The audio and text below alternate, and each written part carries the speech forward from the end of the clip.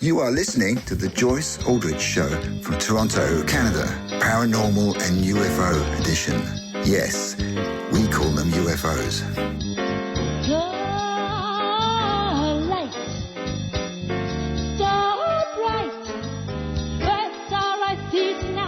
Might be Venus or some unknown light, hovering a bit too low tonight. The lightning sheet, lightning with a balloon, or something strange out of a five-star cartoon.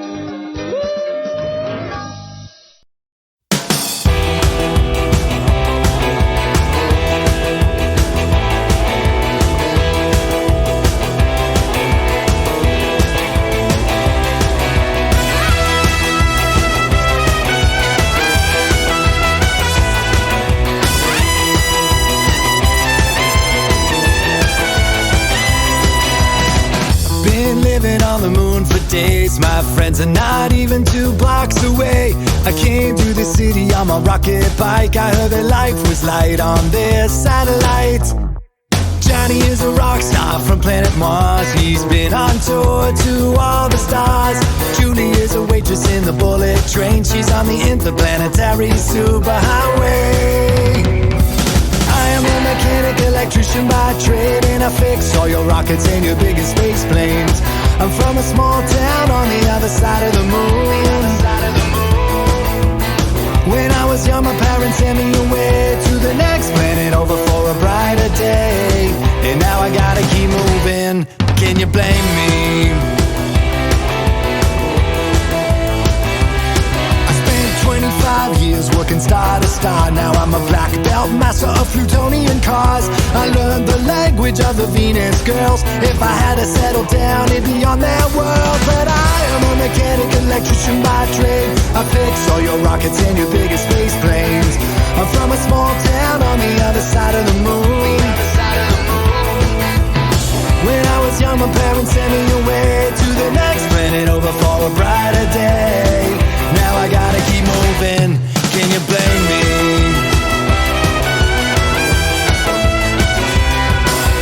When I'm between the planets, all I can see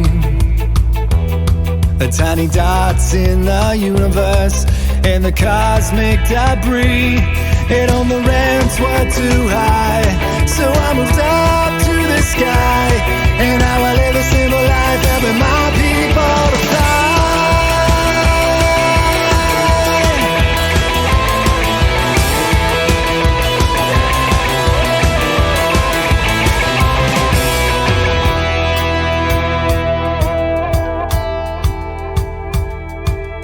I am a mechanic electrician by trade, and I fix all your rockets and your biggest space planes. When I was young, my parents sent me away to the next planet over for a brighter day. If you're broken down in between Saturn's rings, you're late for your date, but you got no wings. Well, no sweat, I can get you where you wanna be, 'cause if you can't get it started, you just call me. A mechanic electrician by trade. I fix all your rockets and your biggest space planes. I'm from a small town on the other side of the moon. When I was young, my parents sent me away to the next planet over for a brighter day. And now I gotta keep moving. Yeah, I gotta keep moving. Yeah, oh, I gotta keep moving. Can you blame me?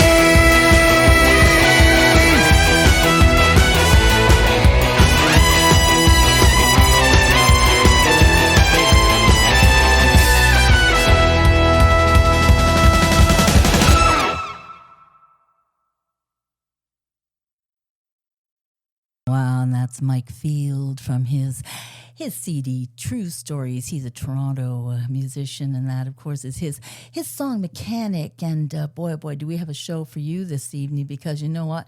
We don't have a mechanic here, but we have a UFO, an ET pilot, actually, and we're going to be hearing from both our guests. And I'm going to let that person tell you who they are. I'm not going to tell you who the ET pilot is. We're going to be getting into the conversation soon, but we've had Preston Dennett on before, and he's been investigating UFOs and the paranormal since 1986. He's been a writer, though, since he was just a little tyke, and he's actually the author of more than 30 books and more than 100 articles on UFOs and the paranormal. He's got a fabulous YouTube channel where he has documented so many experiences from experiencers, and I being one of those people.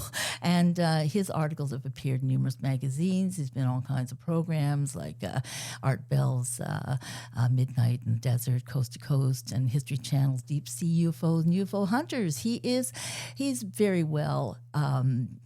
He's got a lot of stuff out there, and he and my other guest tonight, Dolly Safran. Well, she is co-hosting with him on their. They've got a great. It's the. I'm just trying to see here. Don't mind me here. They also have a live podcast where they talk about all kinds of things, ET and disclosure and cover-ups and everything, regarding, and some paranormal stuff too. So that is a wonderful. They have that. I'm going to have to, I can't believe I can't remember the name of that's terrible. It's a light show and it's fantastic. We're going to talk about it as well. And Dolly Safran actually began her journey, her life journey, as a generational contactee, which is very, very common actually. Her dad was an Airborne Ranger in the U.S. Army. He was the other contactee from an early age. And growing up, it was very challenging for Dolly as occurrences of disappearing from her home, psychic phenomena, unseen friends caused anxiety for her mom. So it was until the age of 14, and then Dolly's memories were not fluid, conscious, recall to remain intact. She has so many stories. She has so many interesting adventures with the ETs, with them. And she is an ET pilot. I might as well tell you that right now. And I want to thank you so much, Dolly Safran and Preston Dennett, for joining me tonight. Sorry for my mumbling and my stumbling there, but I'm trying to. I was trying to. Your show is such an amazing show. Your podcast, I love listening to it, watching it. Go ahead, Preston. Thank you. Both Thank of you, you, Joyce. both. So it was such a rambling, but you know what? You two are so well. Versed. You have so much knowledge. My program here is just an appetizer, whereas what you do is the full course meal plus a banquet for thousands. I mean, really, it's really incredible what you do. Your research, Preston, we talked about that before in the last program you were here on, and it's. I'm overwhelmed by how accurately you document all of the experiences.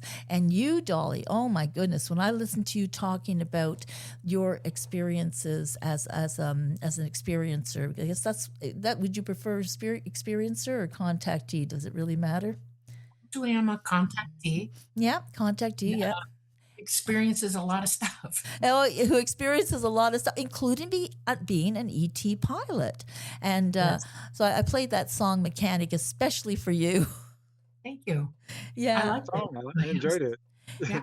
Oh, he's a great musician. He's a musician here in Toronto, really, really great. He's with the Blues Society. He's amazing. But you are amazing as well. So we're going to just let this program flow, but I want to get some background here for our listeners who don't know about you, Dolly. About your contact.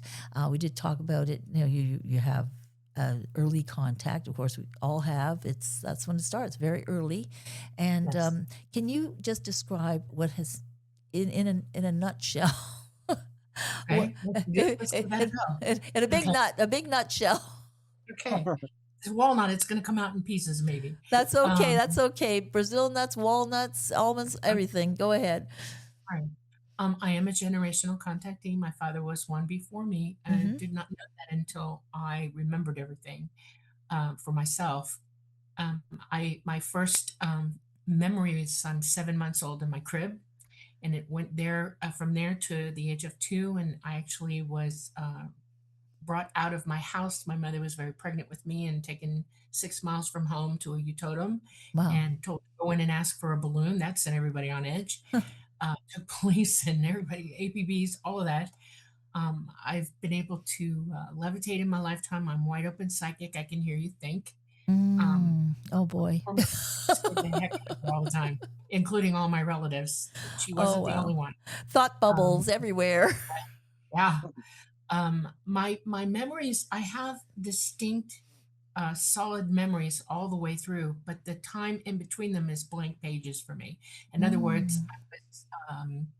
I was having missing time around the memories that I had, which drove me crazy because I have an eidetic memory. When I was 14, I decided enough is enough. I'm going to remember. I don't care what anybody says because either I'm completely crazy or this is real. Uh-huh. And I was hoping it was real. Well, yeah. So yeah. So one night, I was out in the backyard and I was doing some homework for my astronomy class. I had my scope up and was Mm. taking some calculations and writing them down. And my dad, it was getting really late. It's a school night. And he Mm. said, go to bed. It's late. Yeah. So I packed down and went in my room and got my jammies on. And I don't really sleep. I'm only a 2 hour day sleeper. So I Mm. sat in my window looking up at the sky. It was a beautiful night, perfectly clear, no wind, nothing. Ryan was up. It was in January, Mm-hmm. 1973, and I started to Oh, see a whole bunch of lights. It started to look like stars at first, but then I realized there were 50 or more up there, yeah. and I got really excited. I thought, "Oh my heaven, this is it," Mm-hmm. and hung in there and just kept going with it, watched everything happen. Two of them came down out of the 50. They paired off and everybody went in different, directions, north, south, Mm-hmm. east, west. Which is They paired, unusual for just lights in the sky. Yeah. yes. The two that came down, one went toward Dadeland Mall in Kendall, which Mm-hmm. is east, southeast of where we were in the Everglades, Mm-hmm. and then over our property and our house in the back. I watched it change colors as it came in the atmosphere. I watched it lose its plasma effect that was around it. I could see Mm. that it was lowering, it was going from a plasma surrounded craft to a metallic craft. And as it came down over my backyard, the tree that's right outside my bedroom window started whipping around. And a Oh. poor thing, I felt sorry for it, honestly, because it's one of those trees where the leaves fold up when you touch them. Oh And it was yeah. ginormous. Very, It's very like a nice sensitive. tree. Yeah. Yeah. And I was like looking at the craft and I thought, okay, I'm going to memorize. So I started at the bottom and I'm working my way up and I saw these two portholes. They weren't really holes, they were rectangular, in the Yeah. front. Yeah. And there were two beings, one in each window. Hmm. And they were looking dead at me, looking at them. My Mm. brain, nope. And I turned and I was going to dive under my bed because that was quite shocking. No kidding. My not kidding. And my Especially room when burst. you're conscious. That's the thing too. It's Yeah, not like a 14 dream. years Yeah. old. Yeah, no, not a dream, wide awake. Yeah. I froze.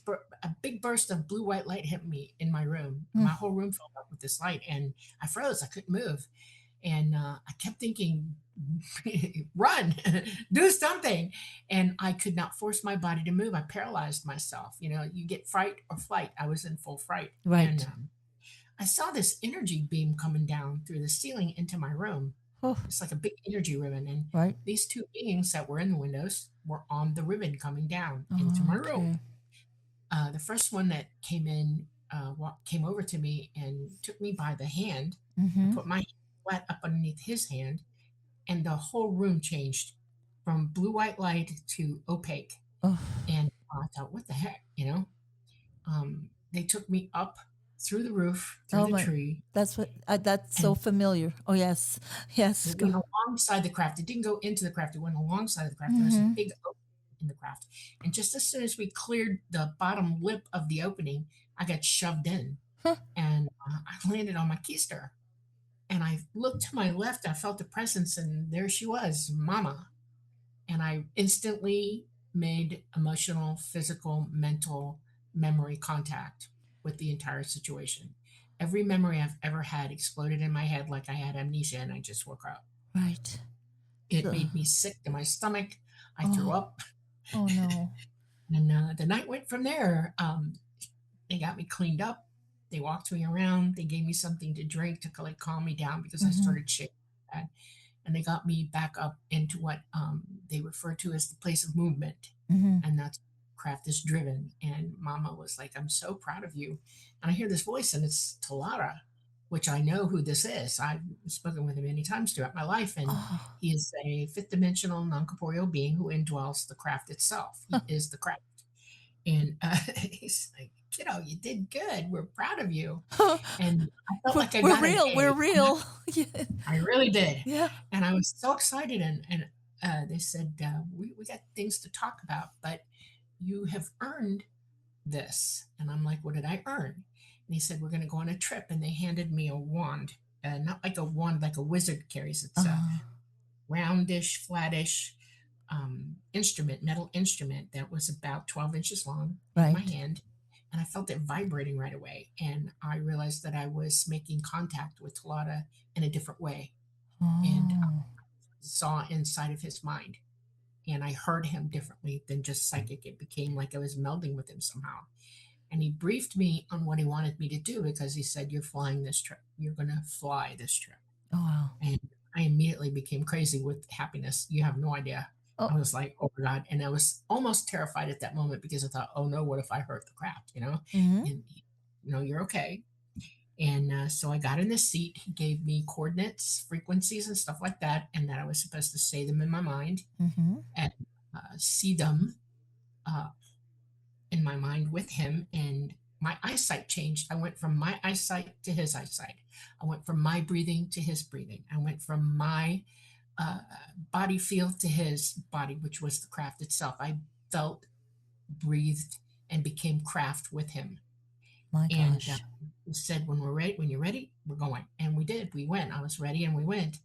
Now I wasn't so sure where we were going. He didn't tell me that. He was just giving me frequency points and data that I had to help bring the craft to. Mm-hmm. Like it.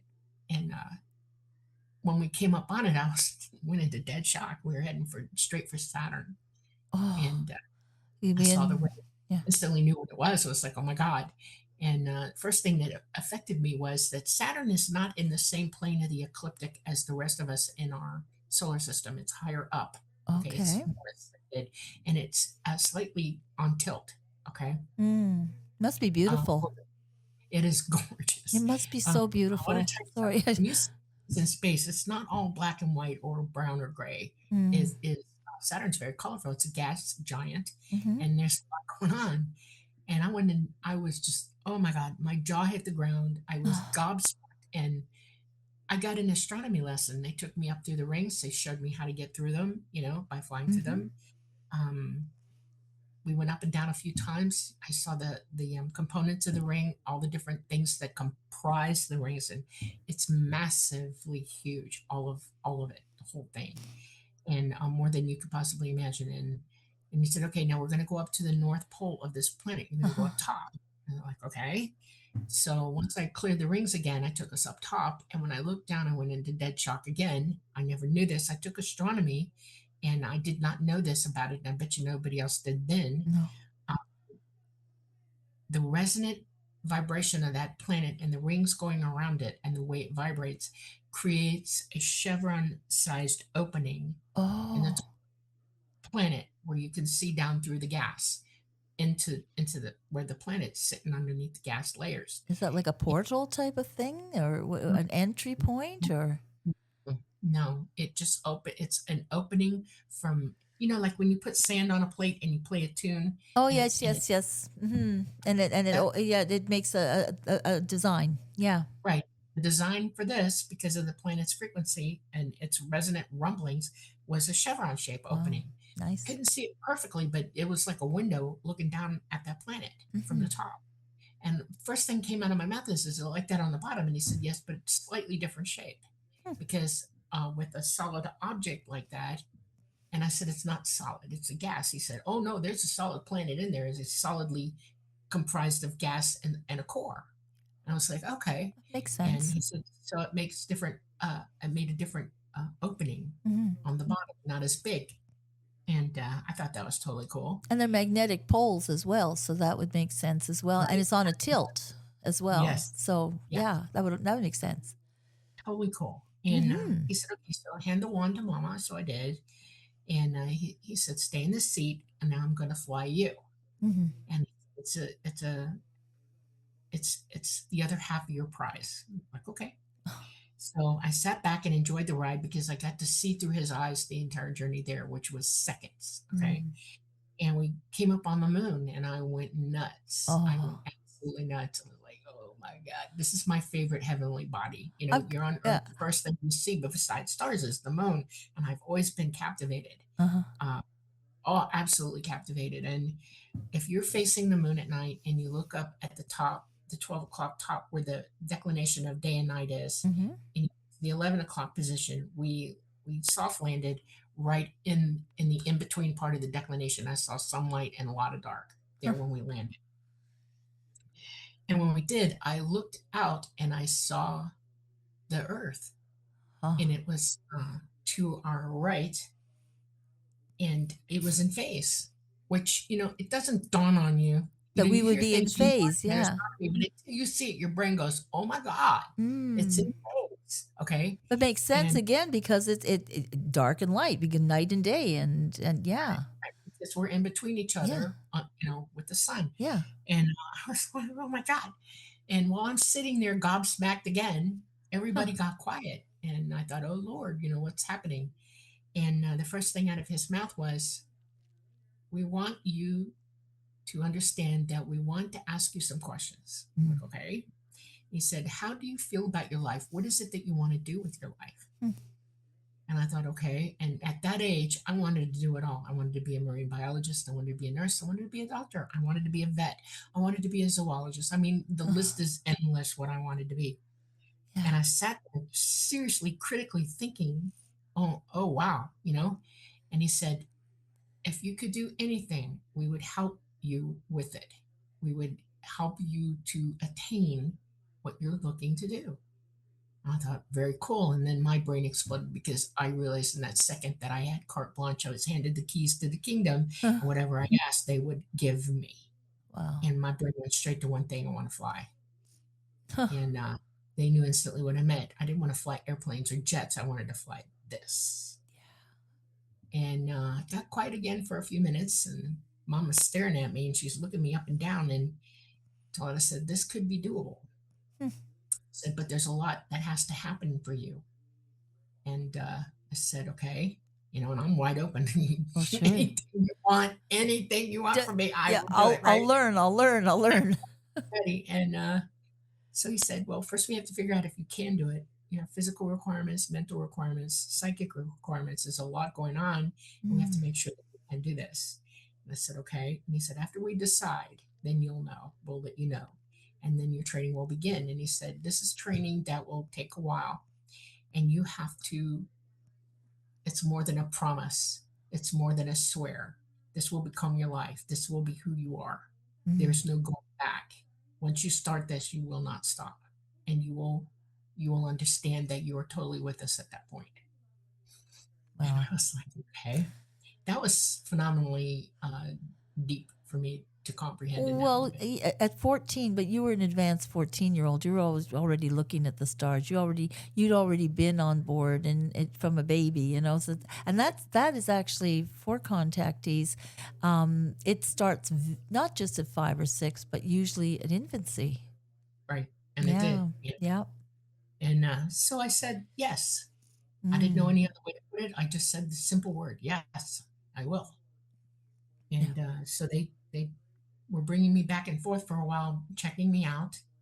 And the day came, I guess it was about, I don't know, 4, 5, 6 months.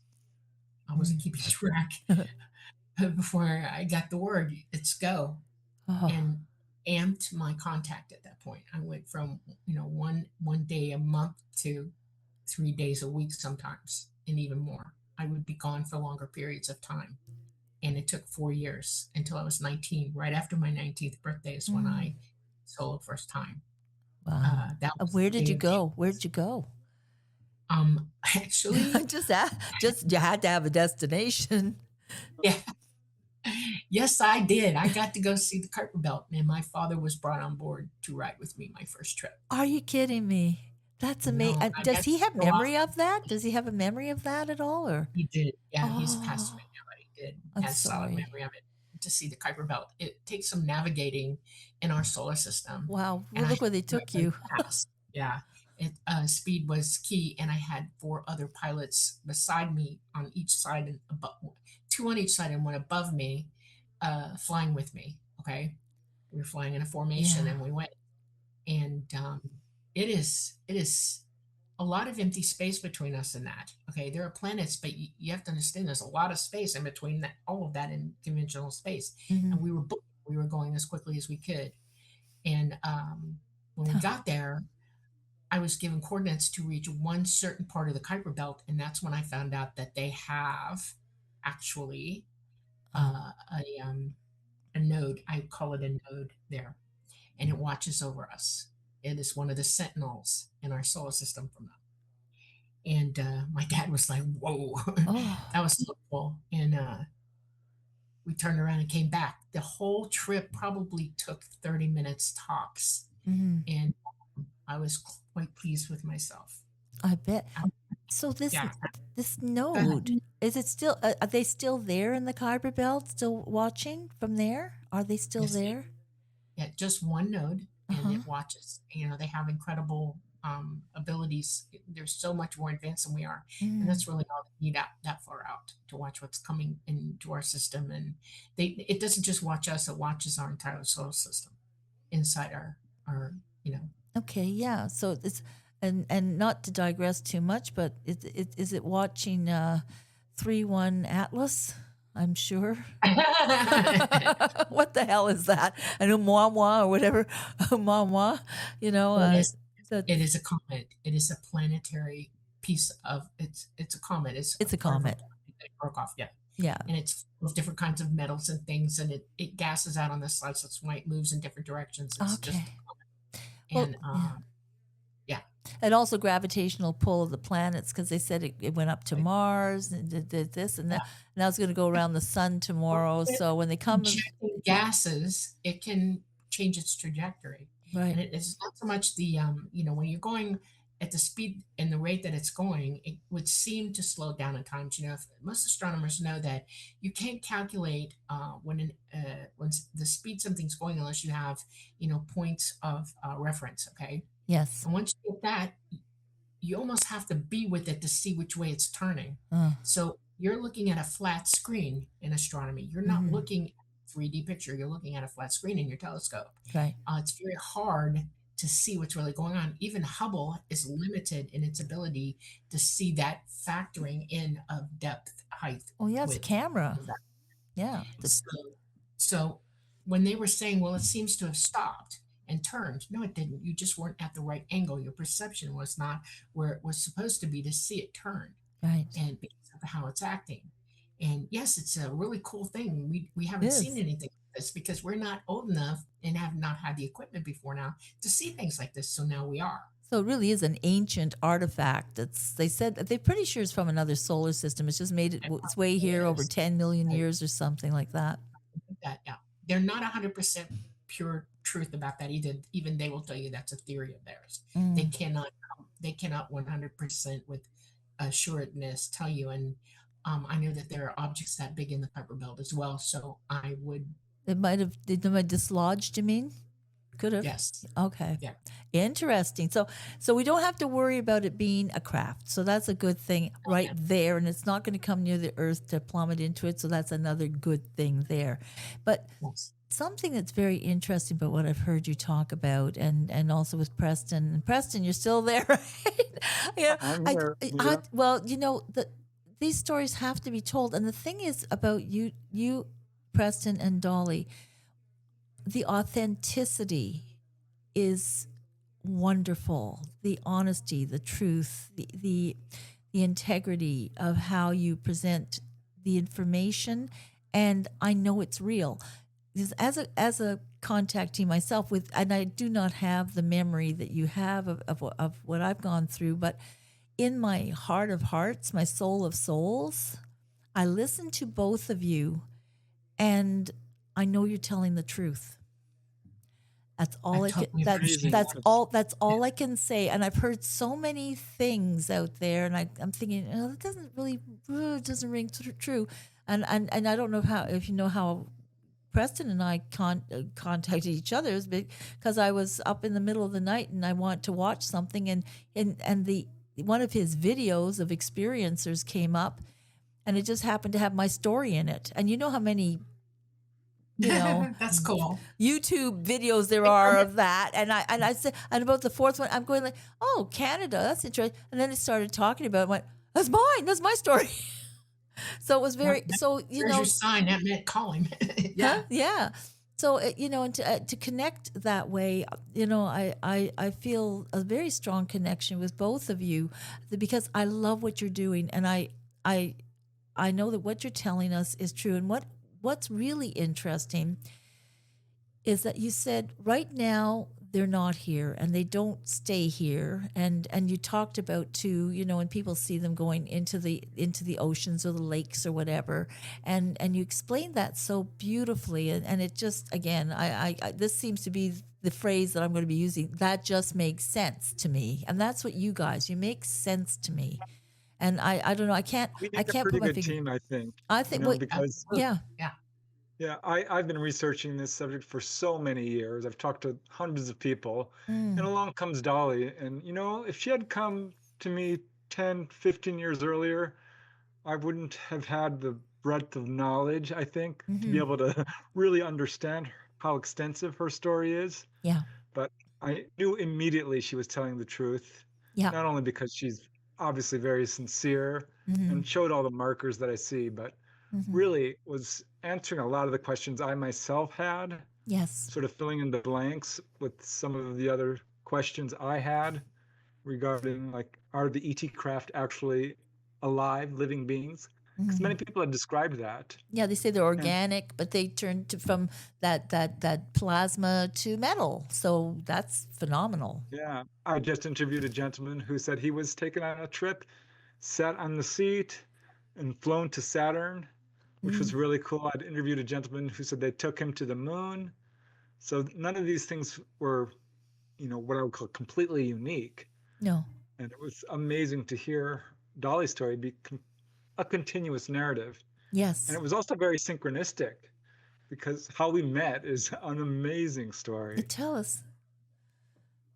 Yeah, Dolly ahead. actually Yeah, how? reached out to me on the internet, and I knew instantly, yeah, she was for real. And it took some time before she told me that she had been looking for someone to tell her story, who could do it in an objective way, accurately, without pushing a narrative or fear-based or anything like this. Yeah. And was having a hard time because, there are a lot of researchers out there who are kind of, in quotes, I'll put them, Well, they're doing, well, you know I what think I mean? yeah, I know what you mean. What they're doing is they're coloring it with their own experiences. They're not They Exactly. can't be objective, and it's hard to be objective with this too, because you got your own ideas about it, but you can't have your own ideas when you're recounting different people's experiences. You got to be objective. You got to be that really great news reporter. Not like they have now, but the real ones. Exactly. Yeah, and you can't censor out pieces of information that No. don't fit your paradigm, so Exactly. to speak. You can't be fear-based. Nope. So she was having some trouble finding someone who she felt was a good fit. And well, I'll let Dolly tell this part because it's more Okay. interesting coming from her. I think you're both interesting. When I wanted to come out, I explained it to Mama and Talata that I wasn't going to sit around anymore. I had, I'd grown up. I had been working with them. I had my own daughter by then, Yeah. and I saw the world in a light that was disturbing to me. And I realized that things were going to happen, and people were clueless. And so I got briefed by them for almost a year. They wanted to make sure that I understood what it is I was stepping into, and I think they were holding me back a little bit Yeah. time-wise. And so I struck out, and I started looking around for people who talked about ufology and who were researchers and things like that. I stayed away from the military completely at first. I'm Yes. a military brat. I grew up in this system and knew wasn't going to go that way. Mm-hmm. And I couldn't find anybody. No, not anybody who was data driven. And also who's- trustworthy. The trust has to be there. You got to feel it. Right. And what they explained to me was that everybody has an experience, but it's the data in the experience that falls out into a set of everybody starts to see the trends and where they go, Uh-huh. and they start to see the truth in those trends and start seeking to research through that. Uh-huh. He said you got to find somebody who's capable of doing that and being honest and trustworthy. And I Yeah. went, okay. And nobody, I was miserable about it. And Talata said, get a piece of paper and a pencil, and I had one in my, my quarter, where I lit my sleep place, Yeah. and brought it back, and he said, write the name down, Preston Dennett, and he spelled it out for Oh me. my goodness. Yeah. And when I got home the next day, I looked him up on the internet, and I found him in Weebly.com, about through his name. Yeah. And I found a bunch of videos that he had done, and I looked for the earliest one I could find, which was on healings. And I watched it, and I realized, oh my God, this is it. This is a genuine researcher who only cares about the truth, telling what people say. That was phenomenal to me. And I liked his rhetoric. I liked the way he talked. I liked his delivery. The whole delivery is so honest and sincere. He cognitively put these things together and clear. Yes. So I sent him an email, and it was less than 24 hours. I get an email back, and thus began the journey. 6 years of him vetting me. Yeah. And there's still more to come, I'm sure. I spoke literally hundreds of hours with her, trying to get the full story. And each time I did, there was layers and layers to it. I've talked to a lot of people, and I've read all the books I can find, and I can tell you with full confidence that Dolly's story is the most extensive of anyone I've certainly talked to or even really read about. So it's amazing to me. Each time we do these interviews like this one, I learn little new nuggets of information because this is how extensive her story is. I mean, it's truly remarkable. Layers upon layers, and you're a MUFON field investigator, and oftentimes, I mean, I love MUFON. I think they do great work, but you get when you're an abductee or contactee, because I don't like the abductee thing, but as a contactee, I can say that they look askance. Sometimes investigators look at you askance, like it's like you're guilty until proven innocent. You're not. They have to do all this stuff to make sure you're telling the truth. I don't know. To believe you. It's like. It's hard to explain. I think maybe you understand what I'm talking about. It's like they look at you like, are you a psychiatric case? Are you okay? Okay, and they want to kick the tires, your tires, and you're telling them this story, and you're hoping it's like a rape victim almost. I'm sorry to put it that way. They're too busy thinking in their own head, and they don't listen, and that's the problem. Yeah, you have to be reminded and give you a chance to get it out. They can't prejudge you. They just have to shut up and listen. Yeah, it's like I have to prove this happened to me. As a matter of fact, I was on Christopher Thomas' show years ago because David Gottlieb, who's my GP psychotherapist, who's also involved with Bud Hopkins at the ET Intruders Foundation. You probably know all about that, and I described it like that. I said it's like they don't believe me at first, or it's like. It's hard to explain. Maybe I don't explain it well, but it's traumatizing. You have to walk a very fine line. You absolutely have to respect the experiencer. Oh yeah, they deserve trust because it takes such strength and courage to come forward and exactly. share these experiences. Exactly. So they're kind of gauging you as much as you're gauging them. This is definitely something I noticed with contactees. And they're very careful and a little wary about revealing too much information all at once because, they also don't want to be disbelieved or ridiculed. Or have the laughter curtain come down or, be kicked to the curb and said they're a psychiatric case or something when that's not true.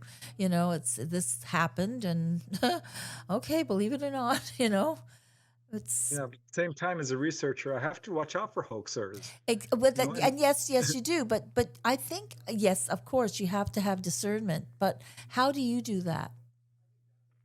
Yeah, well, What's it your took me years to really learn how to do this. Thankfully, I had a science background also. My mother was a marriage, family, and child counselor, okay? so that turned out to be a lot of help as well. I grew up in a pretty large family, and as through the years, I learned how to investigate.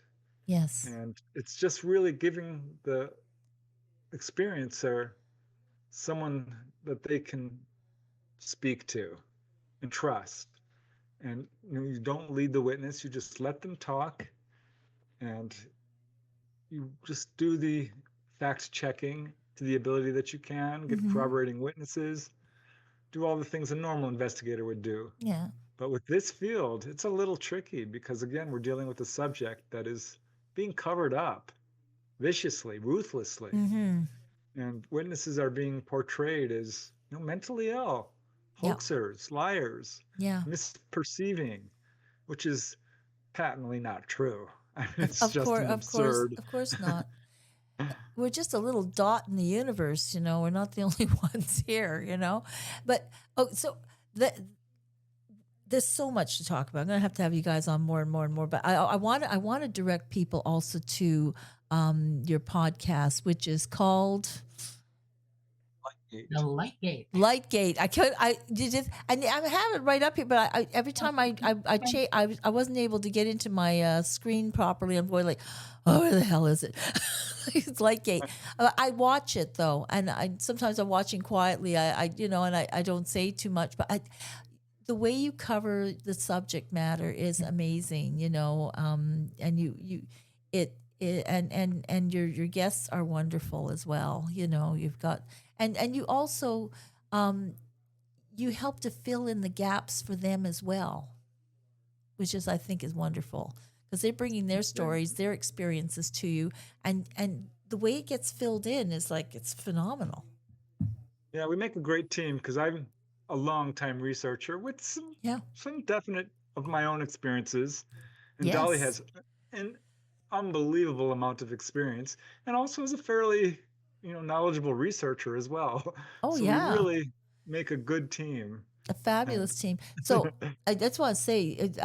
If to find that, you can actually get it on YouTube. Okay, so it's Lightgate, and you just look up Dolly Safran, Safran, and Preston Dennett, Dennet, like Bennett, but Dennett, and it'll pop up. It'll pop up, and also your amazing YouTube channel as well with all of your documentation of experiencers. It's just amazing.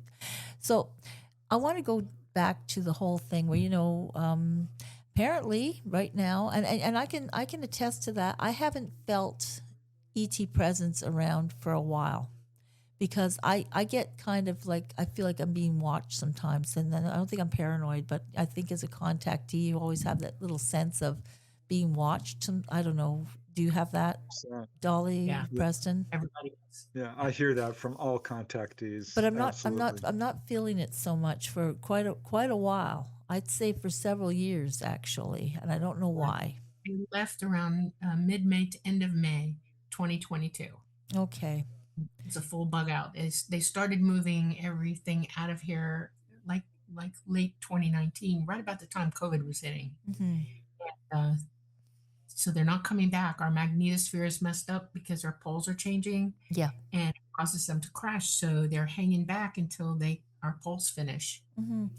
and then they'll be able to come back. Yeah, and we've been what's waiting for a polar axis shift for a while. That's been something. So will that polar axis shift be very drastic, or is it subtle? It's actually happening very quickly in geological time. Mm-hmm. This time around, it's going faster than you think, and if you research it, you'll be shocked. The poles where they belong right now, the North Pole is way past Siberia, heading into the Indian Sea.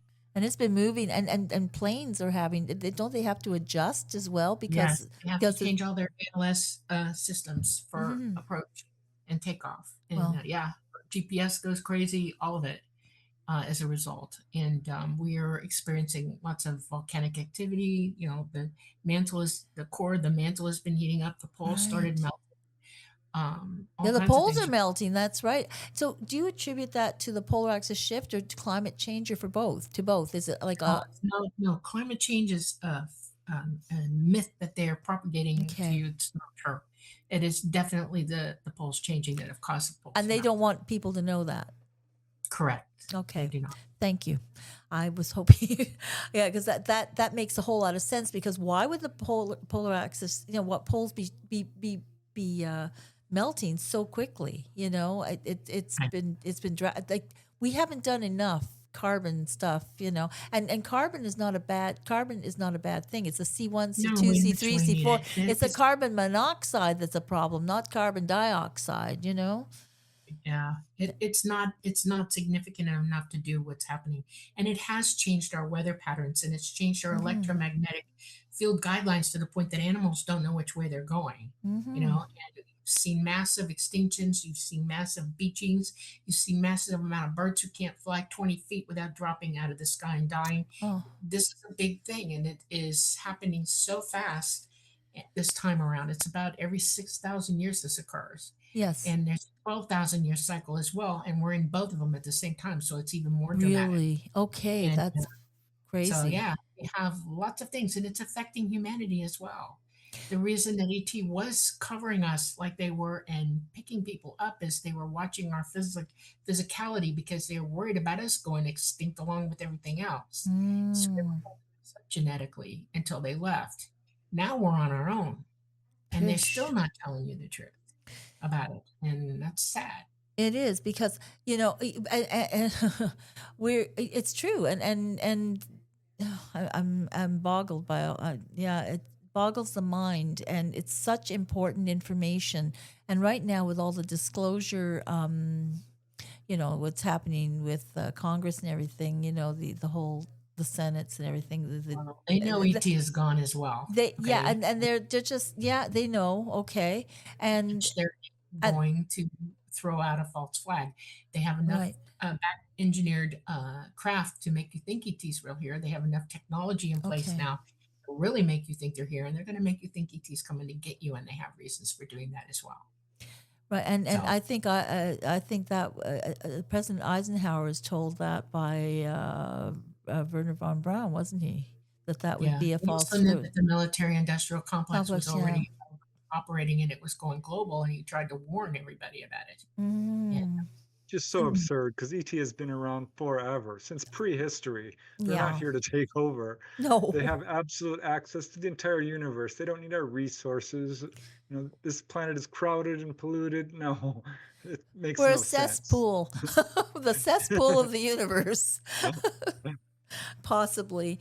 I But wouldn't exactly say that, but I no, no, think that would, I'm just because of yeah, what Preston was saying. yeah, It's yeah. kind of saying in a joking way, which is not a joke. It's not nice to say. We're not the set. We're a little blue planet, third from the sun, and we're beautiful. But the thing is that when you were talking about them taking us up on board as well, a lot of people think the implants are for perhaps a deer in the wood, like tagging, but it's not. It's to check our No, health, is it not? This is what I it heard is, from it you. is, it keeps a check of your health. That's exactly right. They're watching how you're doing, Hmm. literally. Yeah, that's something And I learned pretty early. It's funny because when I got involved in this field, it was portrayed in such a fear-based way. It took Hmm. me a while to unpack it. And I'm like, you know what? I just need to trust my own research. And that's what I did. And Yeah. that's when I started to get a clear picture of why ETs are here, which is really a sort of mission of guiding, teaching, Hmm. healing, warning, informing, letting people know that we are very closely related to them. They are Yes. us, we are them. We share a common ancestry, waking up our psychic abilities, all Mm. good things for humanity. Hmm. Well, yeah, I understand exactly. It's like the day the Earth stood hit still with Klaatu, and that whole Mhm. that movie is I think it's a powerful movie, really. They just wanted to bring a vaccination to the planet, not the COVID. And I don't want to get into all that stuff with COVID and everything because that can get so conspiracy based and everything, and but you know what I'm talking about with the day the Earth stood still. It's the idea that they're here for Wonderful good and movie. not for bad. Yeah. Yeah. Well, they were trying to make the point that we had to learn how to take care of ourselves and police ourselves, okay? Hmm. Because if we ventured out violently, in the movie, they were going to handle it. And that's the whole point. Our number one fault on this planet is we're violent. Yes. We get some stinking thinking, and we're easily led, and Yes. that's not okay. You know, No, it's autonomy here is not taught as it should be taught. Autonomy means that every single living being on this planet has the right to their own path in life, that they yes. have a right to know all that is knowable and to learn and to become as wise as they can. And if we all treated each other like that in love, Hmm. we would evolve, drastically evolve very, very quickly. I agree with And you. It's because there's room for everybody on this planet to be everything they can be, and there'd be space all around us to do that because we fit like a big puzzle. Well exactly, connected too. we're There's all enough resources for everybody.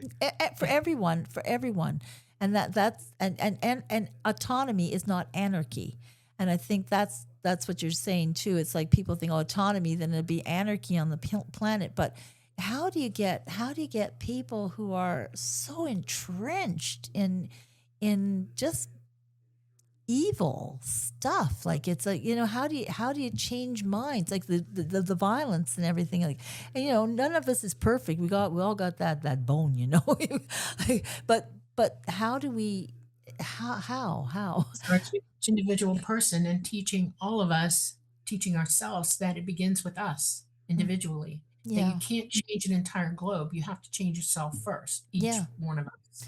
And that's where you go with this. You teach that your education, your understanding, your reality depends on you learning what the truth really is. hmm, This is not a matrix. This is not a game. You are not a no, slave, and you must evolve.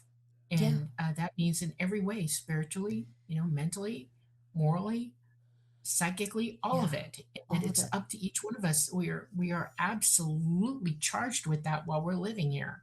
This is the reason you come here, is to learn this. Hmm.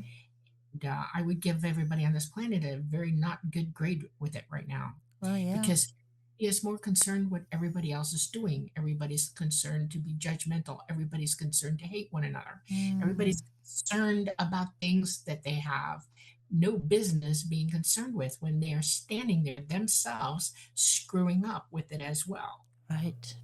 Okay. Oh, And I so, Morality yeah, is so important. I think if we could just teach morality alone, compassion, I you know, agree. and really doing our due diligence to separate belief from knowledge. I think Hmm. that's an important step as well, Yeah. because people are saying, "Oh, your truth and my truth." No, no, no. Oh no, there's Truth no, is the truth. truth is truth, and when you talk, yeah, exactly, and doing the right thing. That's it. To do the right thing, Yeah, and so there's simple. right and there's wrong. There's good and there's bad. There's truth and there's a lie. That's the way it do you know what the works. first moral law is? Hmm? I'll Yeah, teach it to you. This is the first moral law. yeah, For every action, there is an equal and or opposite reaction. yes. Energy can go either way, and everything you do in this life, yourself and including others, Mm-hmm. has a action. Mm-hmm. And it's up to us, each of us, morally. The moral law is this: you must consider before you do anything, so as not to commit an account against something or even yourself. That's karma. Karma and Karma yeah. is the moral law system, and Mm-hmm. we treat it like it's something that it's not. And we need to wake up to what that really entails. Mm-hmm. And being psychic helps with that, because you can hear the universe talking. It talks to you, and it'll Yes, tell you the truth. it's You true. learn to hear the truth. People who are sentient and psychic, Mm-hmm. same time, hear the truth better than most people, Yeah. because you're connecting to it constantly, and you can hear it being spoken, and you're more apt or more willing uh, to work in that law, not obey it, work in that law. Yes. We employ wisdom. This is a job. Mm-hmm. Okay. Mm-hmm. You can't get something for nothing. It is a job to be a human being here. Huh. And what you get out of it is what you put into it. Yep. And we need to be taught these things. We need to be shown the truth of how this really actually works. And there would be way better circumstances going on in this planet. We would be further along we would be openly psychic with one another. We would be able to hear things and see things as they really are. And so now we have to go to the grassroots ground floor level of this Huh. and start saying it out loud to one another. Let's agree that we must do this. Yes. Consensus. And then realize that it begins with each one of us individually while we're making that agreement. That's the first step. And Yeah, I mean, look at yeah. ETs. They're so telepathic. Yeah. If we could do that, that's the key to their society, really. They don't have kings and queens and a federalized system or money or jails or anything like that. No. But we need to get to that point, and it starts with developing our psychic ability, our morality. Yes, morality is very important, and people don't understand that. As soon as they hear morality, they get all twisted out and bent out of shape. You know, moral. They put moral reality. Yeah. That word. They've also been taught to love doing things that are not okay. Yeah. It amazes me. I've had multiple people in my lifetime look me dead in the face and say, "I want to experience it all, good, bad, different, all of it." I'm like, wow. Why would you want to do that? Enough to know that if you're going to do something bad, what that's going to take away from you, because there's a price. Yes. And are you willing to pay what that price is? There are consequences. You're naive and you don't understand that the price is too great most of the time. And do you really want to go there if you're smart enough to avoid it in the first place? Well, they want to live the hedonistic life, you know, and, I'm not here for a long time. I'm here for a good time, you know, that kind of thing. Ego is not a good thing. You're taught that your ego is worth more than being moral. That's sad. Yeah, because we've gone through that whole thing with while you're alive, but you will certainly see it from the other side. Absolutely see it, and it's not like you're going to hell. No.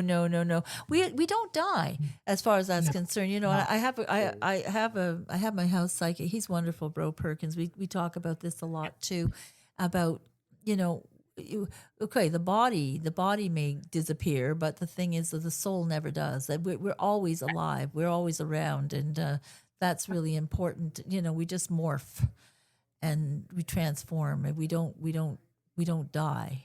And that would help a lot of people, actually. And you know, I guess, and I talk to people about that. And I have a friend recently, you know, her husband passed away 5 years ago, and she's going through stuff right now. And every time I say, I've been showing her, I said, look at that door. Doors are opening for you. Just step through them. And the door, I said, you know where these doors are opening from? I said, from the other side, they're opening doors for you. And they're showing you, just step through, be brave, you know. And it's been wonderful. She's been stepping through, and things have been happening right, left, and center for her, all kinds of great things. And it's like, I feel so happy for her, you know. But it's like, it's just recognizing when it's happening and saying that, you know, that's a good door. Walk through it. And people have to let go of their fear, because and everyone's different, you know. Everyone's got their different level of whatever, you know, like and that's something we have to deal with. And not everyone's just going to jump through every door, and you can't just jump through every door. But knowing when it's right is very important. But how do you know?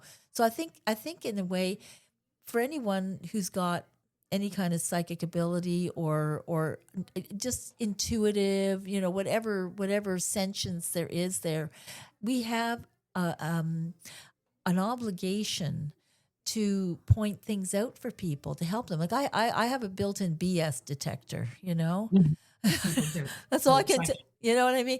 Because I think we all do, yeah. But you know, exactly. And you just know. And if you can help, you know, help guide people, not be a guru, nothing like that. But we need to help each other if we're already at that place. Like we're experiencers. I know you too, Preston. You know, you've had your experiences, and it's like we have.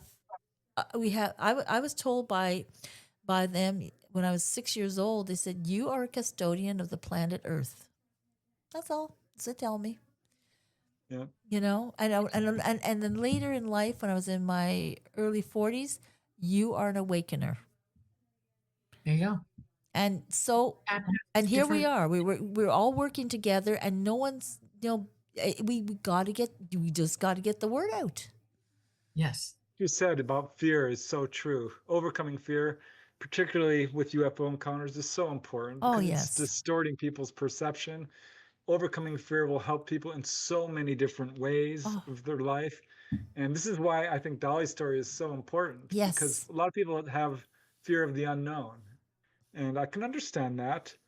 Sure. And this Dolly story really makes known what ETs are all about. Mm-hmm. So if the book Symmetry really lays it out. We're working on a sequel, Okay. and I think this will help a lot of people who do have fear of their encounters. It's a big problem with contactees, which I understand. It Yeah. can be very scary, but once you make the unknown known, you can push through the fear and everything changes. Exactly.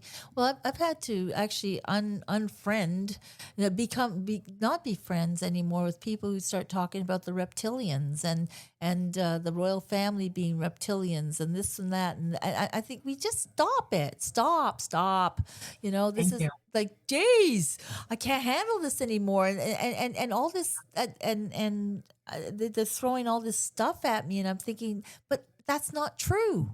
And then they Correct. say, but they insist that it is. I said, well, you know what? I don't feel it, and I'm a contactee, so I don't know. I don't know where you get this information from, but it's out there. It's all this fear based stuff about the Merovingians and the blue bloods and the this and the that and the grow. And you think, oh, please put a lid on it. You want to just snuff it out. So that's what we're here to I do: agree. snuff all that crap. Oh, sorry, Yeah. watch your mouth, Joyce. So it's like, I have a bit of a potty mouth. I do apologize. very I'm working on it.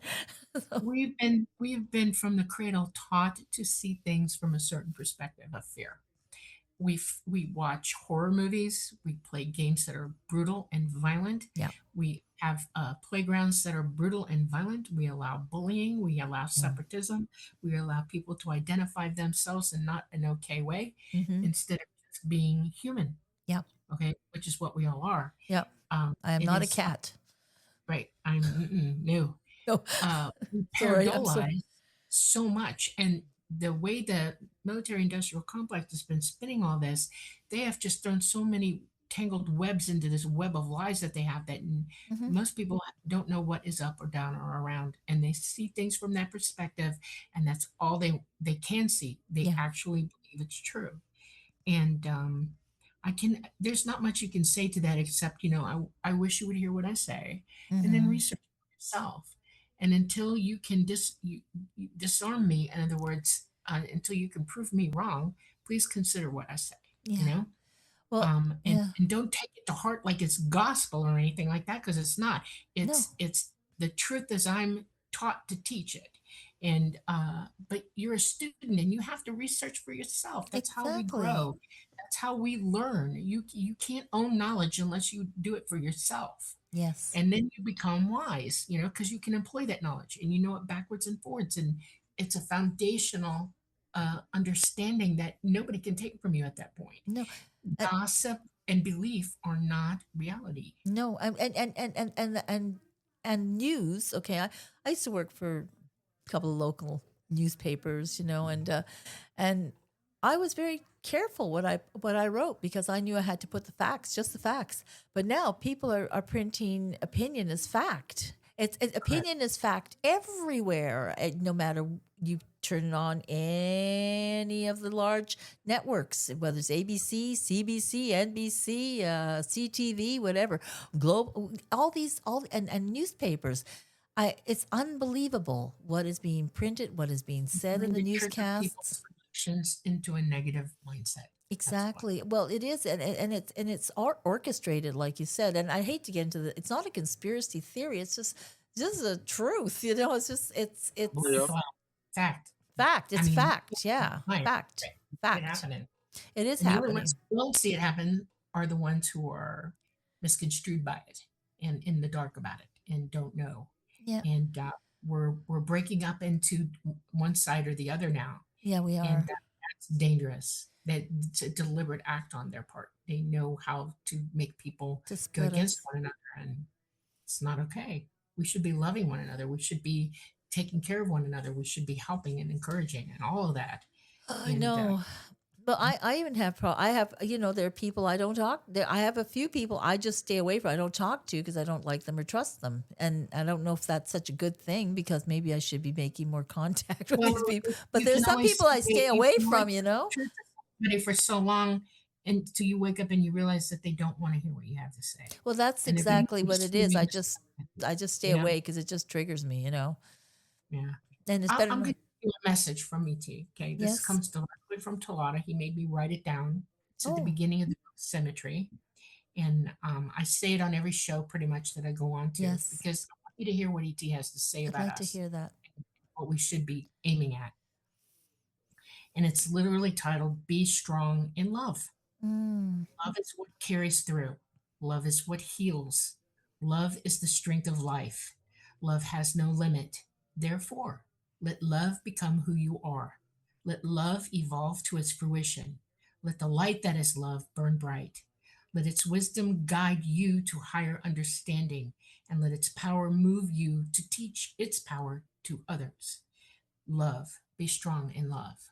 That's their number one message to us because yeah. that's the only breakthrough that we got.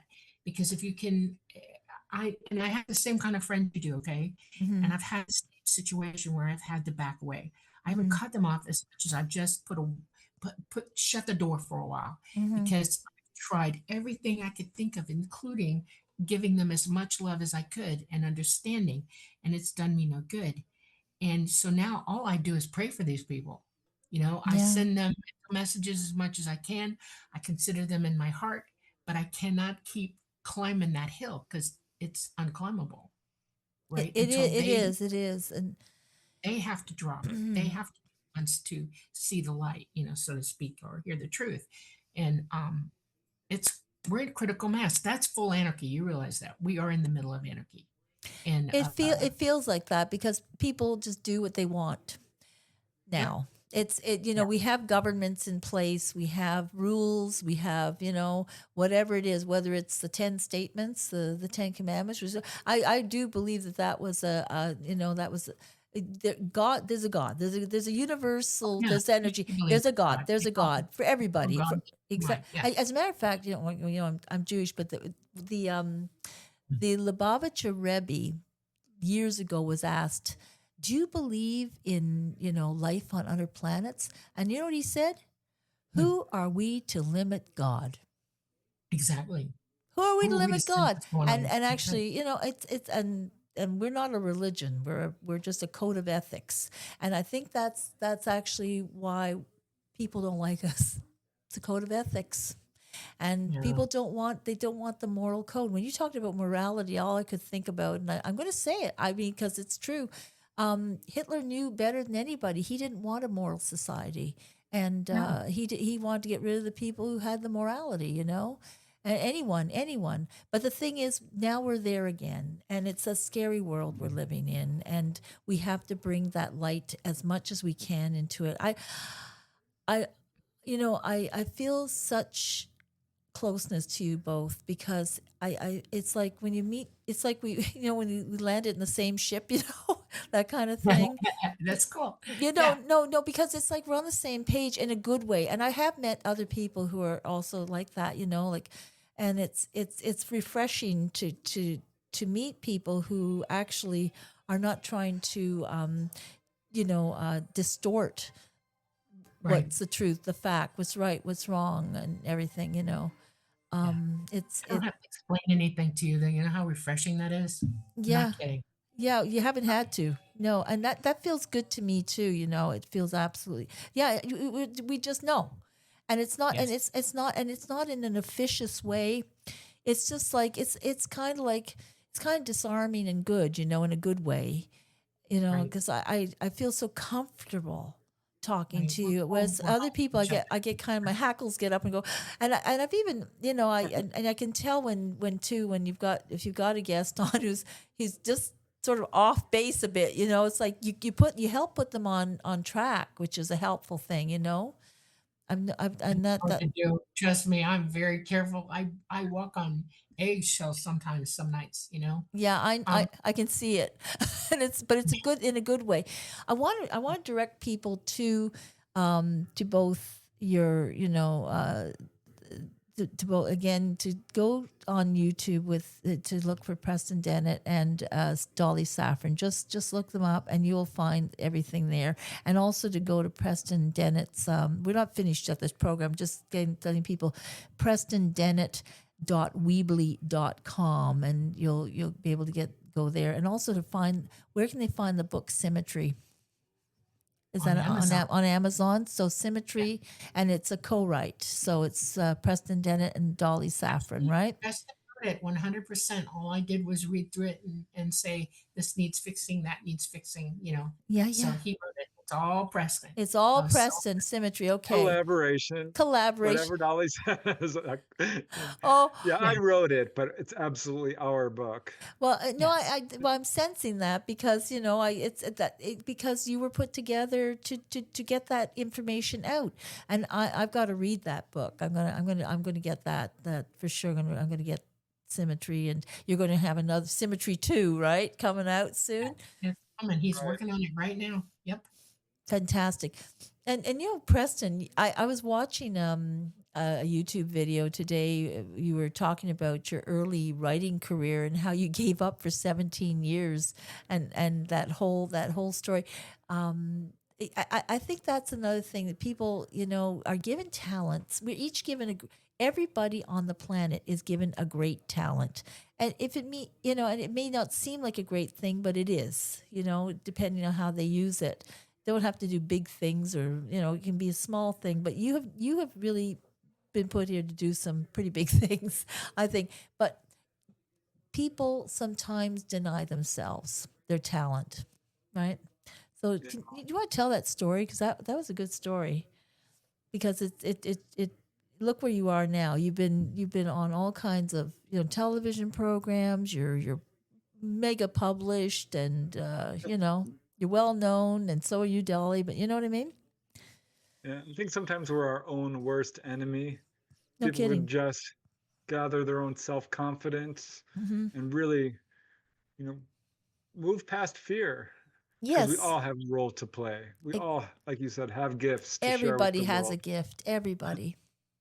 Yeah, I really wanted to be a science fiction writer as a young man Uh huh.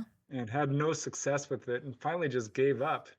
Honestly, it turned out to be a really good thing, because that's when I found out that UFOs are real, there are extraterrestrials, and why write science fiction when you can write about real ETs? Yeah. So, Best and stories ever. so it turned out to be a really good thing for me, and everything I wrote about this subject, extraterrestrials, was getting published, whereas nothing I was writing in terms of fiction was getting published. So it seemed like the right path to take, Mm-hmm. but so I gave that up. But at one point, that was kind of my childhood dream, Yeah. and I really wanted to try it again, and I did, and And it was amazing because I did start having a lot of success with that. I won a contest. After I found out that there was a very famous science fiction writer who was using me as an example. yes, that of was sort of, that part of the story is fascinating. Can we hear that one? yeah, I was sending stories out furiously, Mm-hmm. and they were getting rejected, but I was getting personal letters from editors, and turns out that even book editors were watching me closely, and everyone was waiting to see who was going to publish my first story, and that's when I kind of just disappeared and started writing UFOs. But then I came back, Yeah. and I was kind of what do you call it, scrolling through this forum, an online Mm-hmm. forum, where someone said, "Oh, I'll never give up because I've heard the Topanga Canyon story." Well, that I knew was me, Because that's where because you I were. grew up in Topanga Canyon. Mm-hmm. I'm like, huh, what's the Topanga Canyon story? It was all about a gentleman who, was made it to the finish line basically, and then disappeared and gave up. Yeah. So the moral is, don't give up. I'm like, wait a second. I ended up contacting this writer, and he's like, "Oh yeah, that's you. How are you doing?" I'm like, "Well, I'm in the What you game again." doing? Yeah. And I ended up winning this contest, the Writers of the Future contest. Mm. So it came full circle there. It was very cool.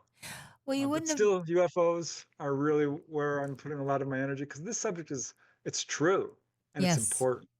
it is very important and very true, and we need to get that information out. Your information so far is the best.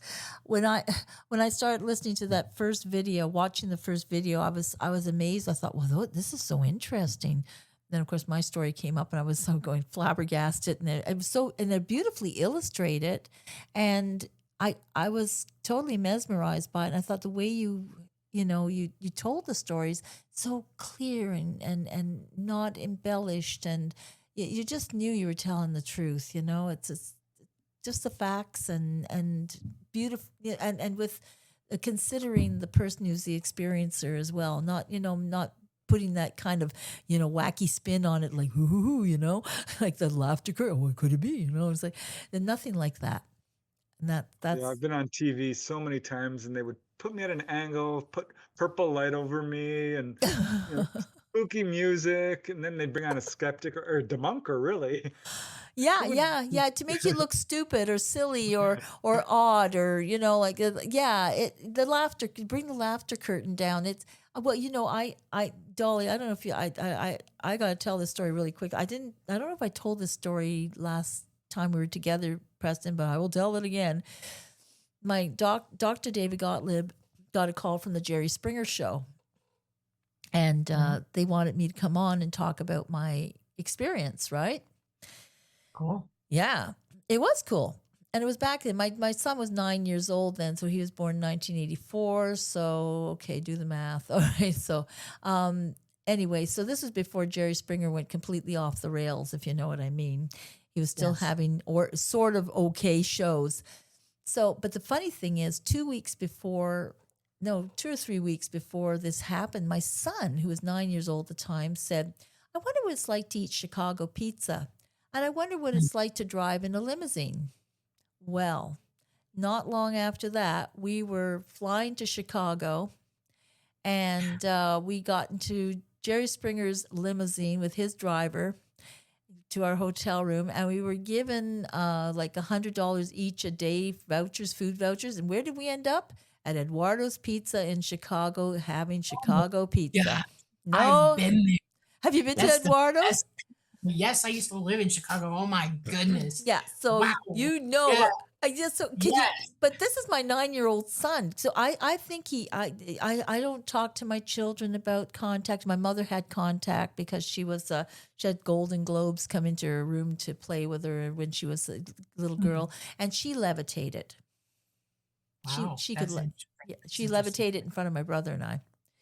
Wow. I It's so know. cool. And bilocated. And I bilocated on occasion. But the thing is that you don't know when it's happening. That's the thing when you're bilocate. It's a weird thing.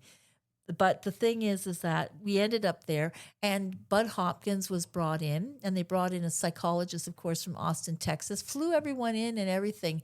But then something sort of remarkable happened after they took us to the beach, on the windy beach. And, it was in May. So you can imagine what the weather was like in Chicago. It was a windy city, wet. Oh, yeah. And they were taking pictures. So I'd be on the beach, then I'd disappear and be off the beach like I was abducted, that kind of thing. That's kind of hokey stuff. But then they got to my husband. They said to my husband at the time, and they said, do you believe everything she says? And trying to get him to, kind of be, contradicting me or something. And he said, who am I to disbelieve her? She said this happened to her. Why? And so they had the audience hired, everything. And the night before we were supposed to do the taping, they canceled it. They said, Yeah, you know what? they're real. Because they They said don't want to hear from you. That's right. they said you guys are such nice people, and you really believe what happened to you, and we were not going to bring you on the show. Yeah, because they can't do to you what they do to other people that they're debunking openly. That's right. That's Because yeah. So I thought but it was such a bizarre situation. But I was really great. It was really great because I got to go with Bud Hopkins to the museum, the art museum, and walk around with him. and talk about all of this. So I got to talk to him personally about my experience. And he said, yeah, you've been abducted since you're like, they called it abducted, contacted since you were a baby, you know? And he filled me in. And of course, you know, he had, he's of course passed, but he had he has in the Guggenheim, his Altars and Sentinels series, you know, where Yeah. you tell me he hasn't had experiences, you know what I mean? He must have had something happen for the artwork that he did. Anyway, Right. I know I'm going off on this tangent, but it's all part of the same. But they couldn't manipulate me or my husband. One of the things that they do to people that they are pushing in the wrong direction. Joe Rogan said this recently. I heard him say it and was not surprised to hear it. Right. The opinion of experiencers is that on the other side, the debunking side is that some of us are psychotic, some of us are lonely, and then some of us just want to be believed about something. Mm-hmm. And I No, laughed it's not. when I I mean, yeah, that's what they think. because it's not my intention to be believed by anybody. As a matter of No. fact, I say it all the time. Please don't believe me. I don't need you to believe me. Nope. I'm okay with myself. Thank you. Yeah. I know who I am. I'm quite okay. Yep. But what I want you to do is take a chance of being open minded enough to consider what I say. And I don't need to be the expert. I don't need to be the know it all either. I just want to give everybody a chance not to Yeah. be in the dark. Okay. And it is a challenge to do Mhm. this. It is grievous at times. Sorry, my English not too good. It just sounds pretty good to me. It is elated from time to time and then joyous at times. But it's just the life that I'm living while I am living. Yeah, You know. exactly. We're here. We're here to do the job, you know. And we were born into this time for a reason, and at a time where there's a polar axis shift occurring now, where the world is in crazy mode, and where UFO disclosure is being talked about, at least is being talked about. But when it really happens, it's going to be an absolute jaw dropper when it really happens. Right. And I the only advice that I would give to people in the world who hear this Yeah. is please open your mind to possibilities of truth Mm-hmm. and to seek the knowledge that it takes to understand what that is. You're going to have to educate yourself a lot. There's a lot of science in this. There's a lot of Yeah. moral amplitude in this. There's all kinds of things involved in this, and the world is kind of going crazy around you while it's happening. So your discernment is key, and basically learn to meditate, learn to go within, Mm-hmm. quiet, shut out the world from your thinking. You have to learn to think for yourself. That's Yeah. what autonomy is. And I just tell people, if nothing else, you're going to learn to do something great for yourself when you do this. Yeah. You know, it doesn't just include knowledge of ET, it includes the knowledge of everything. Yeah. That's key here. And it okay? doesn't have to be grandiose. Something No. big can be very small. Oh, sure. You know, it's simple, not Yep. small, but very simple can be something very great. You know, and but if everyone can, like, you know, something I learned a long time ago, how to find out what a person's passion is in life. That's Yes. what they wanted to do when they were 6 years old. Yes. Yeah. Really. You know, and usually you can sort of pinpoint it somewhere. They went off track somewhere and they're not happy, you know, so you kind of try. A lot of things can happen to a person. Preston told me that he told his family at that age, probably 5, Mhm. that he was going to be a writer, and none of them could dissuade him from it. None of them. They were all Wow. shocked when he did it. You know, they went into dead shock. It's like, wow, look at you. Look what you did. Lucky. I knew what I wanted to do. Funny, they're like, you are lucky.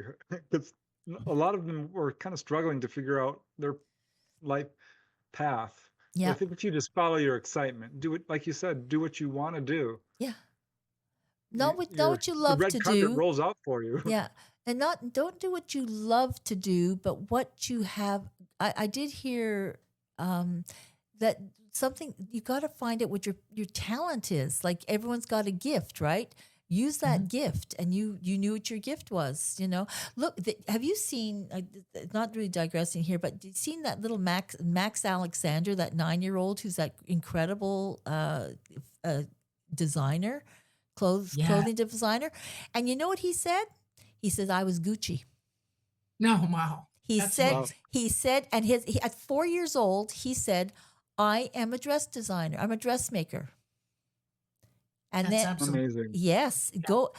And his parents listened to him, and they opened the door for him to learn. Got these older ladies who knew how to sew, teach him everything. And when you Yep. watch him, he's following his passion, what his talent is, and he brought it in from another lifetime. Yep. And that's the thing too. We have to. We're not just this lifetime. We're all of the lifetimes that we've ever lived. And Right. and what we're going to do. It doesn't end. It's an ebb and flow of all kinds of wonderful things, and to not be afraid of death. And to it's not death. It's something fabulous. Like it's something different. It's not fabulous. It's like we have. And the thing that's really important too is that while we're here on the planet, not to look for heaven. I'm going to look for heaven. That's not what we're looking for. We got to do our best on the planet. Live every day, purposefully, and have every day here on the earth with our 2 feet on the earth. Don't worry about my reward in heaven. Get the reward on earth. The reward is right here. Do it here. Do it now. We live in an era of time, so every moment you have is the moment that you're in. And if you're ever Exactly. present in that moment, that's what you live. Exactly. If you're Yeah. trying to project into the future, you're daydreaming, and that's not okay. Or Be present and see things for what they really are, and enjoy and be in joy in the present, in the now. yeah. And it doesn't mean to go overboard on everything. No, You no, know, no, we no, all no, have to no, learn no, no, balance and no, things like that. But yeah, no. we're here for a reason. This is the third dimension. It's Exactly. not an easy school, and we can't. What we can expect is to learn. What we don't think about is that it has a payment to it, and there are all different kinds of payment to how we live. That's And right. I would rather be paid in wisdom than anything else. Absolutely. Well, the thing is that I wasn't saying to have this, but to live here, to do things Right. now, to leave the planet a better place than when we got here, that kind of thing, and Yeah. and to take it's cumulative. All our lives are cumulative, and what we do here is going to determine what kind of life we're going to live next time. Exactly. Such power in our present moment. There are people who are basically paralyzed by the trauma of their past or the fear of the future. Yeah. And if you can just kind of begin to let go of that, learning about your past lives is absolutely helpful, because you can begin to really realize who you are. Astral projection helped me to do that. Oh, Really woke me up. Yeah. And I would definitely recommend that, learning about your past lives through any method. I mean, there's easy ways to tell. Oh, Your yeah. talents is one way, your phobias, your, Yeah. No, likes it's and true. dislikes. All of these point towards your past lives. But living in the present moment is so important. Well, we kind of had a conversation at the last show because I said, and and you went, oh, I don't know about that. But I said, for me, I have found I have my astrological chart done, and like I have my sun in Leo, my moon in Scorpio, my ascendant is Cancer, all these things, where my Mercury is, where everything is. And I know we live in a little solar system. There's a big universe out there, but it for some reason, when I look at all the aspects and where they are, it really does describe me. And if I had really looked into it earlier, I might not be in such a a place where I am right now. It's now I'm learning. Oh, geez, yeah, I got if I'd only known. And but it does help. And the moon and the stars and the sky right now around us, it does affect us. Energy is energy, and Energy, you're yeah. swimming in it. Yeah, well, And literally. it's energy is stronger than other energy, and we're impacted every day in many, many ways. Each of us is our own little energy house, and we affect each other the same way. Yeah, and we And have we yeah, have different personalities, and they are determined. And first time, for me, I look at that and it's helped me. You know, it's like, oh, okay, that made so much sense, especially the moon in Scorpio. And holy moly, that definitely does describe me. Okay, that's interesting. that's my intense side. You know, I spend a lot of time on my own. I find that I need to, I have to, I just have to. That's a Scorpio thing. It's also a Gemini thing. They love to be alone. Oh yeah. They're, my daughter's a Gemini. Is she a Oh my God. Gemini? What are you, Dolly? Do you mind tell me? That's what Yeah, Taurus? but my You're my moon is an Aquarius, and my ascending sign is Sagittarius. Oh, and So you're a Taurus sun, you said? uh, so Are you I got a lot of houses in Scorpio, and I got a lot of houses in Aries as okay? well. Yeah, And and Aquarius, that's definitely, you know, the sciences and all the oddball stuff that yeah, that's yeah, you're born under the sun, but your moon is basically who your outward exactly. personality is, you know, That's exactly right. So Gemini and we'll Aquarius. Yeah, we'll have to find out about Preston. we do. We know.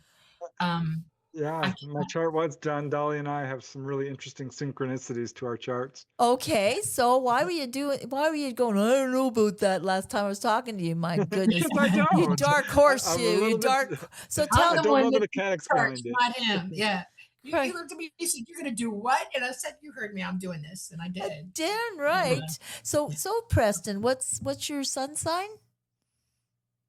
I don't know. When you I'm a born? Taurus. Okay, you're a Taurus. That Taurus. makes sense. Okay, what and your He's born moon? May the 6th, and I'm born May the 8th. And Oh his my moon, gosh.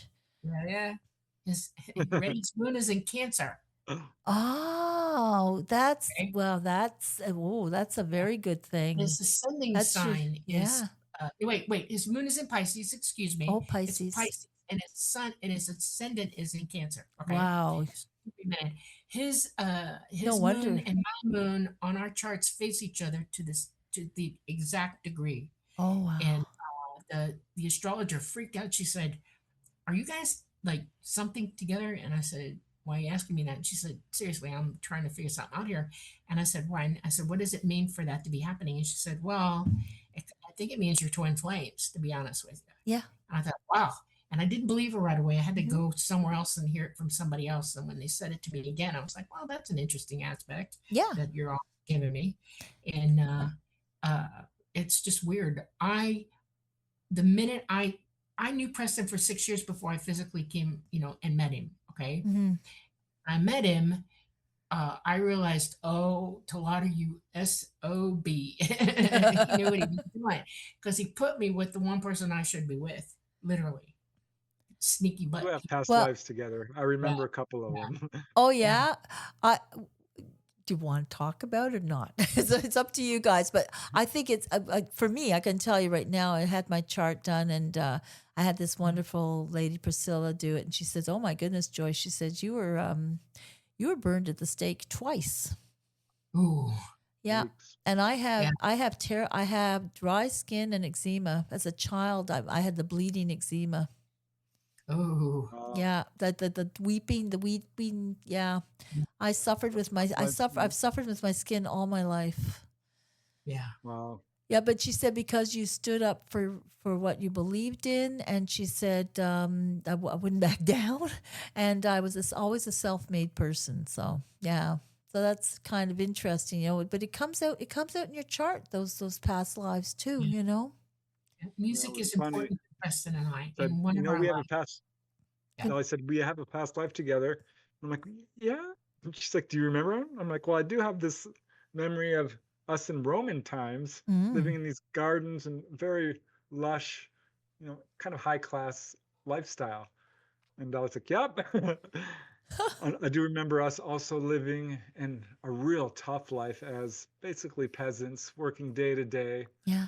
I was out there, working the fields, and she was inside cooking and doing everything we could to survive. That was like Yeah. Middle Ages in Europe somewhere. Yeah. I remember that very clearly.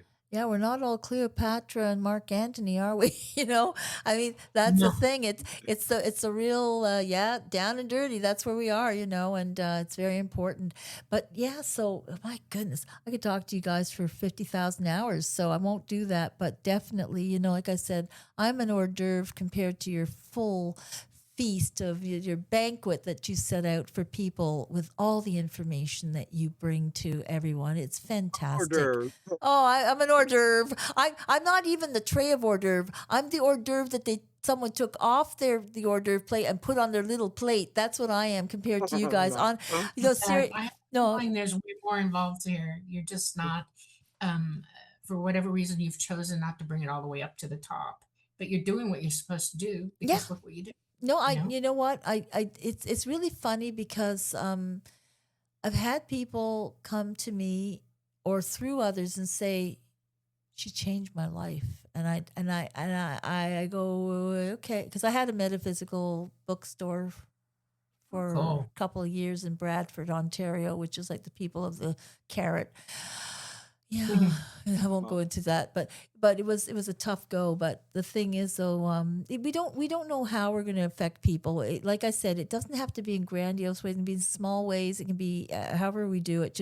But you're right. I haven't chosen. You absolutely have said it right. I know the people who need to listen will hear it. Exactly. You know. You know? I'm trusting in the universe. I'm not a lazy bones. I just yeah. That's but I know that this will direct people definitely to your fabulous podcast and your wonderful documentation of all the experiences. Oh my gosh, Preston Dennett and Dolly Safran, amazing, and we are family. I really feel that. I just love you guys. I just Thank you. I We love you feel back. I And feel it's an honor to be in your presence. I'm not kidding you. Okay. Thank you very much for inviting us and having us talk to you. And I'm pleased beyond belief right now. I mean, I'm like, thank Preston is he told me I was coming on the show. He told me who you were. And I usually check people out, but I didn't. I just decided to let it be what it is. yeah. And I'm so thankful right now. Thank you very much for having. Well, I'm glad to meet you and get your acquaintance. And I have a feeling a friendship's going to strike up. yeah. Just- Well, I don't like it. I have a big smile on my face, and tears in my eyes at the same time. It's like it's the best feeling I could ever have. And well, actually, so I'm gonna, I go out with a song too. Yeah, so I thought this was fun because, Preston, you do have the sci-fi stuff that you did, and I thought I gotta look for a song that I can play at the end of the show for Preston. I played one at the beginning. Really, that was more for you, Dolly, because it was that mechanic flying through space and fixing. It just, and he even sat in the rings of Saturn. Did you hear that part of the lyric? yes, I did. Yeah, I did. I listened to it. Yep. It was like that. So I asked him on my show if he had any contact experience. He said, "Oh, I just thought I'd write this song about." I thought, "Oh yeah, right, okay, sure that you can't remember it. That's the problem. We'll help you remember it, Mike Field. Yeah, he's a great singer songwriter. But I decided because we got Halloween coming up, which is a lot of fun. Do you like Halloween? Yeah, I do actually. It's one of my favorite It's- times of the year. Exactly, and I decided to pick a sci-fi double feature from Rocky Horror Picture Show. I thought that's a good Oh, song. wow.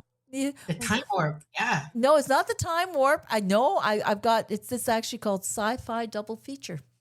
Oh, cool. Okay. It's one I know of that the one too. it's one of the lesser songs, but it's still a good one.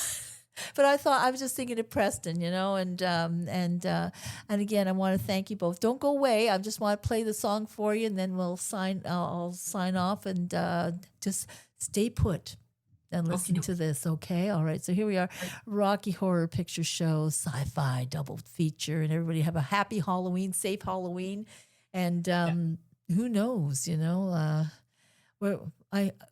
just before we go, are they? Did they give you any idea how long this shift was going to happen? It's going to be happening fast, but I didn't ask you that question. There's a possibility. I can't give you dates because it's impossible to do that. Of course. People who predict are hanging themselves. But we're looking at the late 2030s, early 2040s when they come back. Okay. So So maybe we'll still be around, eh? yeah, I Maybe hope so. may we have 120 years like a 20-year-old. Exactly. Okay. If not, we'll be watching out on the other side with popcorn.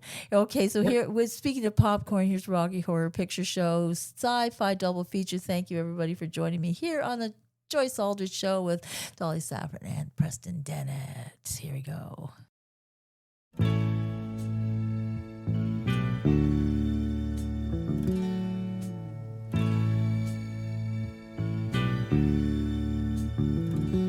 Michael Rennie was ill the day the earth stood still, but he told us where we stand. And Flash Gordon was there in silver underwear. Claude Rains was the invisible man. Then something went wrong for Fay Ray and King Kong. They got caught in a cellular jam. Then at a deadly pace, it came from outer space. And this is how the message ran. Science fiction. Double feature.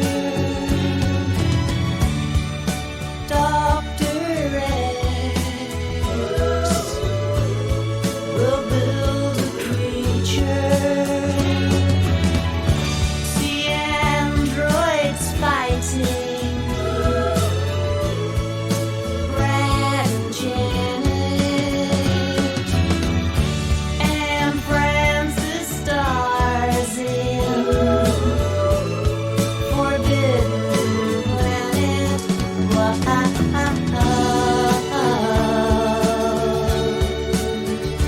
At the late night double feature picture show.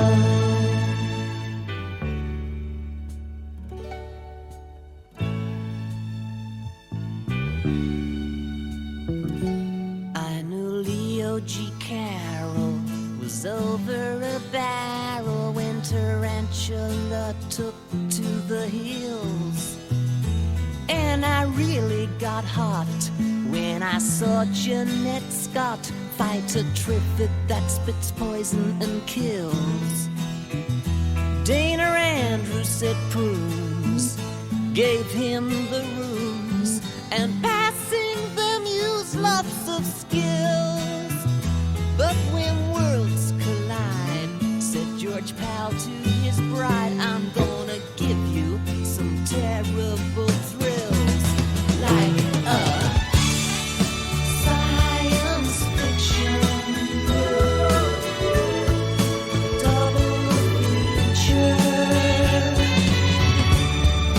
Dr. X will build a creature. See androids fighting. Brad and Janet and Francis stars in Forbidden Planet.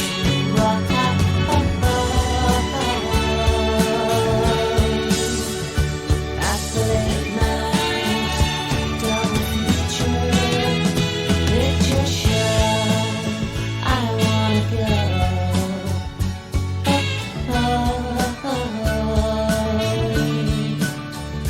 To the late night double feature picture show by RKO.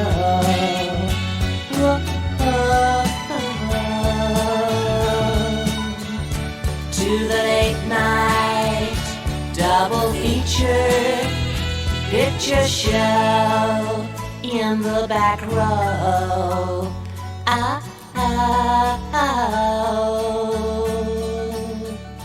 To the late night double feature picture Check Show. You are listening to The Joyce Aldrich Show from Toronto, Canada. Paranormal and UFO edition. Yes, we call them UFOs. Starlight, so bright. First star I see tonight might be Venus or some unknown